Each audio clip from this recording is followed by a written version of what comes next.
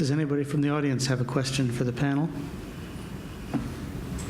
We're talking about content delivery, so mostly a one-way market. As we look out 5-10 years, the market has become more two-way between the smartphone and two-way high-definition video.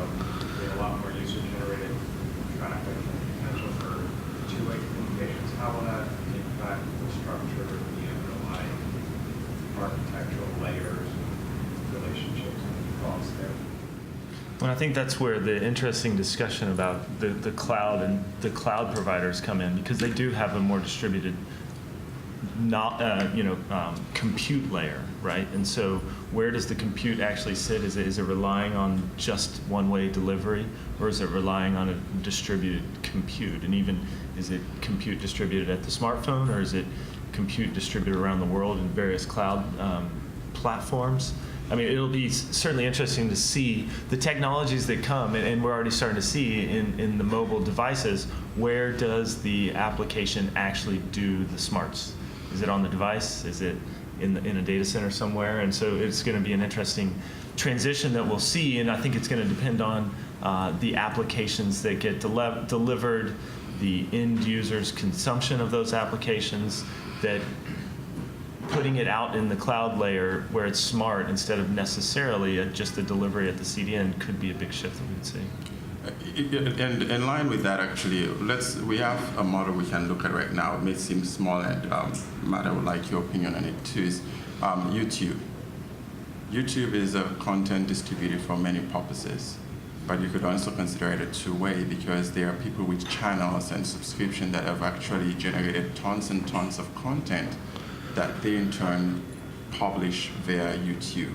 So those users would not be your typical content generators. So now with the endpoints, every one of us having those abilities to be able to generate content and do authoring and build things and use the cloud to store some of those and use these channels, we could be publishing via YouTube, but maybe if we have a network operator that gives us direct access to easily accessible or cheaply available CDN distribution framework, we can host our own bona fide content site and push things out. So there's a little bit of that two-way, and again, to the point before about new markets and new developers of content, I think we will get there. I think we're beginning to see that, and you can just look at that YouTube just to begin to see how that would play out at some point. My view is that if you look at the time horizon of 5 years and beyond, we're reaching I don't want to call it a saturation point because it's still a long way away, but in my view, I personally am reaching a saturation point of how many cat videos and things I can consume in a day. So what becomes the next layer of consumption that occurs, as you reach that saturation point of what a typical user is going to want to look at and view and consume. And I really think that at some point, computers begin to generate their own content and consume it. And that's where, the next layer of growth will occur, and what happens in that phase. And that's really where, if the network doesn't have the ability to interface with those computers, the network is really not going to have a whole lot of utility in that equation. Or if there's a choice, I can compute in a way that I can communicate with the network, or I can compute where the network is dumb. I think computers will probably choose the alternate path, and so that's the challenge for the network operator 5 years out. Well, where does the edge end, really, right? So, I mean, how hard would it be for me to stream from my phone, watch your YouTube video? I mean, so the edge can continue to push all the way out to the device. To Comcast has a million hotspots. How hard is it to put a little device out at the edge, way at the edge of the hotspot? So, I mean, it'll be interesting to see what happens as people keep coming up with new ideas. Fully agree with you. Yeah. Like the modular smartphone that Motorola has.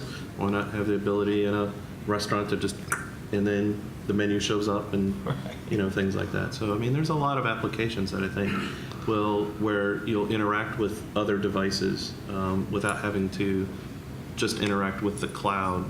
It'll be more peer-to-peer. I just was funny that you said that. because it brings back Tim's comment from the earlier panel about removing carbon-based interfaces from the process. Well, there's a real challenge, right? You wonder, like, is humanity destined to just sit and do this all day? Right? I hope We not. have a chip right here, we don't have to use our fingers. Just thought. Let's just move our eyeballs. That's what happened. Do we have any other questions from the audience? I think it's lunchtime. It is. It is. Thank you, everybody. Thank you to the panel.